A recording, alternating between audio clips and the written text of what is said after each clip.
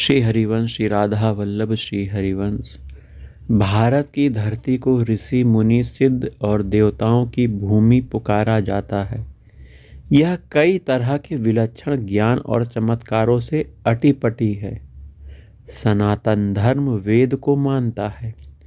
प्राचीन ऋषि मुनियों ने घोर तप, कर्म, उपासना, संयम के जरिए वेद में छुपे हुए इस गूढ़ ज्ञान और विज्ञान को ही जानकर हजारों साल पहले ही कुदरत से जुड़े कई रहस्य उजागर करने के साथ कई आविष्कार भी किए हैं और नई युक्तियां भी बताई हैं। ऐसे विलक्षण ज्ञान के आगे आधुनिक विज्ञान भी नतमस्तक होता है। कई ऋषि मुनियों ने तो वेदों की मंत्र शक्ति को कठोर योग और तपोबल से साध कर ऐसे अद्भुत कारनामों को अंजाम दिया है कि बड़े बड़े राजवंश व महाबली राजाओं को भी झुकना पड़ा। आज हम जानेंगे कि असाधारण ऋषि मुनियों ने जो आविष्कार किए हैं, उन ऋषि मुनि के बारे में थोड़ी सी जानकारी और उनके द्वारा किया गया विशेष कार्य, उसके बारे में भी थोड़ा सा जानेंगे। सबसे पहले महर्षि दधीचि के बारे में थोड़ी सी जानकारी प्राप्त कर लीजिए। महर्षि दधीचि के बारे में महातपोबली और शिव भक्त ऋषि थे महर्षि दधीचि। वे संसार के लिए कल्याण और त्याग की भावना रखकर वृत्तासुर का नाश करने के लिए अपनी अस्थियों का दान करने की वजह से महर्षि दधीचि बहुत पूजनीय हुए।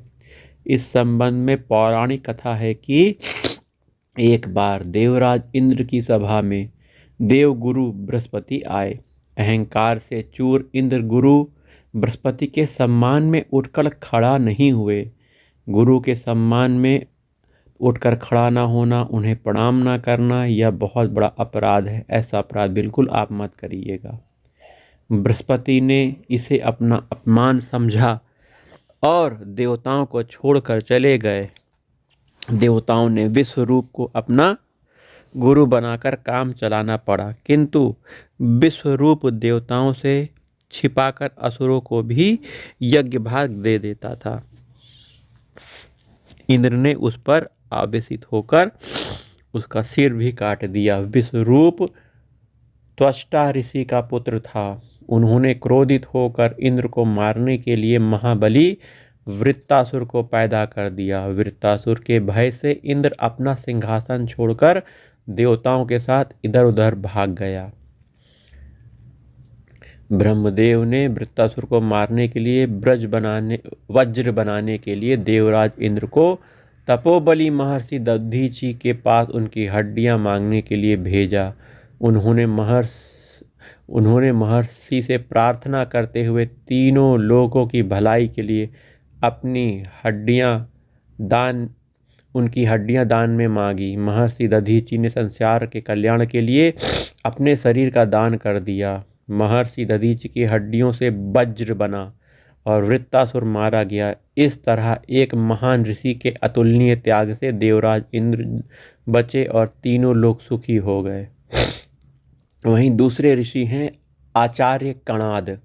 कणाद के बारे में थोड़ी सी जानकारी प्राप्त कर लीजिए। कणाद परमाणु शास्त्र के जनक माने जाते हैं। परमाणु शास्त्र में आप जानते हैं ना, परमाणु में सबसे छोटा इलेक्ट्रॉन, प्रोटॉन, न्यूट्रॉन के बारे में सुना होगा। तो परमाणु शास्त्र के जनक कणाद माने जाते हैं। आधुनिक दौर में अणु विज्ञान जॉन डाल्टन के भी हजारों साल पहले आचार्य कणाद ने यह रहस्य उजागर किया कि द्रव्य में परमाणु होते हैं। डाल्टन से पहले, लेकिन डाल्टन को लोग परमाणु का खोजकर्ता मानते हैं। वहीं तीसरे हैं भास्कराचार्य। आधुनिक युग में धरती की गुरुत्वाकर्षण शक्ति की खोज का श्रेय न्यूटन को दिया जाता है, किंतु बहुत कम लोग जानते हैं कि गुरुत्वाकर्षण का सिद्धांत न्यूटन से भी कई सदियों पहले भास्कराचार्य जी ने उजागर कर दिया था। भास्कराचार्य जी ने अपनी पुस्तक सिद्धांत शिरोमणि ग्रंथ में पृथ्वी के गुरुत्वाकर्षण के बारे में लिखा है कि पृथ्वी आकाशीय पदार्थों को विशिष्ट शक्ति से अपनी ओर खींचती है। इस वजह से आसमानी पदार्थ पृथ्वी पर गिरता है। वहीं अगले ऋषि मुनि हैं आचार्य चरक। चरक संहिता पुस्तक आचार्य चरक ने लिखी। चरक संहिता जैसा महत्वपूर्ण आयुर्वेद ग्रंथ रचने वाले आचार्य चरक आयुर्वेद विशेषज्ञ और त्वचा विशेषज्ञ चिकित्सक भी बताए गए हैं। आचार्य चरक ने शरीर विज्ञान, गर्भ विज्ञान, औषधि विज्ञान के बारे में गहन खोज की। आज के दौर की सबसे ज़्यादा होने वाली डायबिटीज़, हृदय रोग, क्षय रोग जैसी बीमारियों के निदान व उपचार की जानकारी वर्षों पहले ही उजागर की। अगले ऋषि मुनि हैं भारद्वाज। आधुनिक विज्ञान के मुताबिक राइट ब्रदर्स जिन्हें कहा जाता है, जिन्होंने वायुयान का आविष्कार किया। वहीं हिंदू धर्म की मान्यताओं के मुताबिक कई सदियों पहले ऋषि भारद्वाज ने विमान शास्त्र के जरिए वायुयान को गायब करने के असाधारण विचार से लेकर एक ग्रह से दूसरे ग्रह, एक दुनिया से दूसरी दुनिया में ले जाने के रहस्य उजागर किए। इस तरह ऋषि भारद्वाज को वायुयान का आविष्कारक माना जाता है। वहीं अगले हैं ऋषि कण्व। वैदिक कालीन ऋषियों में कण्व का नाम बहुत प्रमुख है। इनके आश्रम में ही राजा दुष्यंत की पत्नी शकुंतला और उनके पुत्र भरत का पालन पोषण हुआ था। माना जाता है कि उनके नाम पर देश का नाम भारत हुआ। कण्व के नाम पर देश का नाम भारत हुआ। सोम यज्ञ परंपरा भी कण्व की देन मानी जाती है। वहीं अगले ऋषि मुनि हैं कपिल ऋषि मुनि। इनके बारे में सुनिए। भगवान विष्णु का 5वां अवतार कपिल जी को माना जाता है। इनके पिता कर्दम ऋषि थे। इनकी माता देवहूति ने विष्णु जी के समान पुत्र चाहा, इसलिए भगवान विष्णु खुद उनके गर्भ से उत्पन्न हुए। कपिल मुनि सांख्य दर्शन के प्रवर्तक माने जाते हैं। इनसे जुड़ा प्रसंग है कि जब उनके पिता कर्दम सन्यासी बन जंगल में जाने लगे तो देवहूति ने खुद अकेले रह जाने की स्थिति पर दुख जताया। इस पर ऋषि कर्दम देवहूति को इस बारे में पुत्र से ज्ञान मिलने की बात कही। वक्त आने पर कपिल मुनि ने जो ज्ञान माता को दिया वह सांख्य दर्शन कहलाता है। इस तरह पावन गंगा के स्वर्ग से धरती पर उतरने के पीछे भी कपिल मुनि का शाप भी संसार के लिए कल्याणकारी बना। इससे जुड़ा प्रसंग है कि भगवान राम के पूर्वज राजा सगर ने यज्ञ का घोड़ा इंद्र से चुराकर कपिल मुनि के आश्रम के करीब छोड़ दिया। तब घोड़े को खोजते हुए वहां पहुंचे राजा सगर के 60,000 पुत्रों ने कपिल मुनि पर चोरी का आरोप लगाया। इससे कुपित होकर मुनि ने राजा सगर के सभी पुत्रों को शाप देकर भस्म कर दिया। बाद के कालों में राजा सगर के वंशज भागीरथ ने घोर तपस्या कर स्वर्ग से गंगा को जमीन में उतारा और पूर्वजों को शाप मुक्त कर दिया। अगले ऋषि मुनि हैं पतंजलि।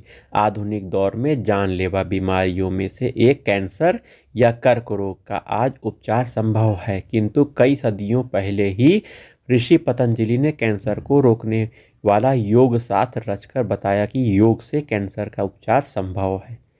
वहीं योग के बारे में बहुत कुछ पतंजलि ने बताया। वहीं अगले ऋषि हैं शौनक ऋषि। वैदिक आचार्य ऋषि शौनक ने गुरु शिष्य परंपरा और संस्कारों को इतना फैलाया कि उन्हें 10,000 शिष्यों वाले गुरुकुल का कुलपति होने का गौरव मिला। शौनक ऋषि को ऋषियों की यह तादाद आधुनिक विश्वविद्यालय की तुलना में कहीं ज़्यादा है। महर्षि सुश्रुत के बारे में जान लीजिए। ये शल्य चिकित्सा विज्ञान यानी सर्जरी के जनक कहे जाते हैं। महर्षि सुश्रुत और दुनिया के पहले शल्य चिकित्सक माने जाते हैं। वे शल्यकर्म या ऑपरेशन में दक्ष थे। महर्षि सुश्रुत द्वारा लिखी गई पुस्तक सुश्रुत संहिता ग्रंथ में शल्य चिकित्सा के बारे में कई अहम ज्ञान का विस्तार से वर्णन किया गया है। इसमें सुई, चाकू, चिमटे जैसे तकरीबन 125 से ज़्यादा शल्य चिकित्सा में प्रयोग वाले औजारों के बारे में और 300 तरह की शल्य क्रियाओं और उसके पहले पहल की जाने वाली तैयारियों जैसे उपकरण उबालना आदि के बारे में पूरी जानकारी बताई गई है। जबकि आधुनिक विज्ञान ने शल्य क्रिया की खोज तकरीबन 4 सदी पहले ही की थी। माना जाता है कि महर्षि सुश्रुत मोतियाबिंद, पथरी, हड्डी टूटना जैसी पीड़ाओं के उपचार के लिए शल्यक्रम यानी ऑपरेशन करने के माहिर थे। यही नहीं, वे त्वचा बदलने की शल्य चिकित्सा भी करते थे। महर्षि वशिष्ठ के बारे में जान लेते हैं। वशिष्ठ राजा दशरथ जी के कुलगुरु थे। दशरथ जी के 4 पुत्र राम जी, लक्ष्मण, भरत, शत्रुघ्न ने इनसे ही शिक्षा पाई। देव प्राणी व मन चाहा वर देने वाले कामधेनु गायें वशिष्ठ ऋषि के पास ही थीं। विश्वामित्र ऋषि बनने से पहले विश्वामित्र क्षत्रिय थे। ऋषि वशिष्ठ से कामधेनु गाय को पाने के लिए हुए युद्ध में हार के बाद तपस्वी हो गए। विश्वामित्र ने भगवान शिव से अस्त्र विद्या पाई। इसी कड़ी में माना जाता है कि आज के युग में प्रचलित प्रक्षेपास्त्र या मिसाइल प्रणाली हजारों साल पहले विश्वामित्र ने ही खोजी थी। ऋषि विश्वामित्र ही ब्रह्म गायत्री मंत्र के दृष्टा माने जाते हैं। अप्सरा मेनका पर मोहित होकर तपस्या भंग होना भी प्रसिद्ध है। शरीर सहित त्रिशंकु को स्वर्ग भेजने का चमत्कार भी विश्वामित्र ने तपोबल से कर दिखाया था। अगले ऋषि मुनि हैं महर्षि अगस्त्य। वैदिक मान्यता के मुताबिक मित्र और वरुण देवताओं का दिव्य तेज यज्ञ कलश में मिलने से उसी कलश के बीच से तेजस्वी महर्षि अगस्त्य जी प्रकट हुए थे। महर्षि अगस्त्य घोर तपस्वी ऋषि थे। उनके तपोबल से जुड़ी पौराणिक कथा है कि एक बार जब समुद्री राक्षसों से प्रताड़ित होकर देवता महर्षि अगस्त्य के पास सहायता के लिए पहुंचे तो महर्षि अगस्त्य जी ने देवताओं के दुख को दूर करने के लिए समुद्र का सारा जल पी लिया। इससे सारे राक्षसों का अंत हो गया। वहीं अगले ऋषि मुनि है गर्ग मुनि। गर्ग मुनि नक्षत्रों की खोज करता माने जाते हैं। नक्षत्रों की खोज करता यानी सितारों की दुनिया के जानकार गर्ग मुनि। ये गर्ग मुनि ही थे जिन्होंने श्री कृष्ण और अर्जुन के बारे में नक्षत्र विज्ञान के आधार पर जो कुछ भी बताया वह पूरी तरह से सत्य साबित हुआ। कौरव पांडवों के बीच महाभारत युद्ध विनाशक रहा। इसके पीछे की वजह यह थी कि युद्ध के पहले पक्ष में तिथि क्षय होने के 13वें दिन अमावस थी। इसके दूसरे पक्ष में भी तिथि क्षय थी। पूर्णिमा 14वें दिन आ गई और उसी दिन चंद्र ग्रहण था। तिथि नक्षत्रों की यही स्थिति और नतीजे गर्ग मुनि ने पहले बता दिए थे। वहीं अगले ऋषि मुनि हैं बौद्धयन। भारतीय त्रिकोणमितिज्ञ के रूप में जाने जाते हैं। कई सदियों पहले ही तरह तरह के आकार प्रकार की यज्ञ वेदियां बनाने की त्रिकोणमितीय रचना पद्धति बौद्धयन ने खोजी थी।